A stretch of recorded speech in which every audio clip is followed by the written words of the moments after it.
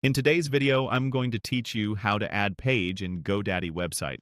By the end, you'll know exactly where to click and what to enter, so a new page shows up in your site's editor and navigation. Start by opening your web browser and heading to Google. In the search bar, type GoDaddy and press enter. From the results, choose the official GoDaddy website. This is the quickest way to get to the right place without having to remember a specific URL. Once you're on the GoDaddy site, sign into your account.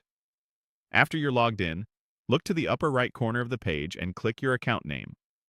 This opens a menu where you can get to everything you manage. If you handle multiple sites or products, this is where they're all organized. From that menu, choose My Products. This takes you to a dashboard that lists your domains, hosting, and website projects. Find the website you want to work on and open its website editor.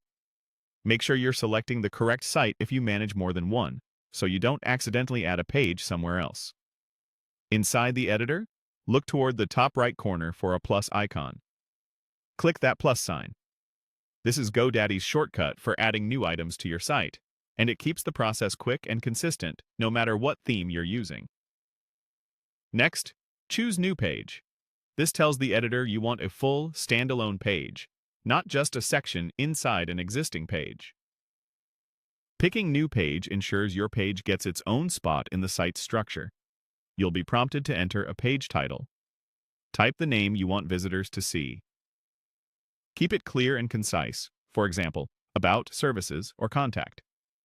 This title often appears in your site navigation and browser tabs, so choose something readable and relevant.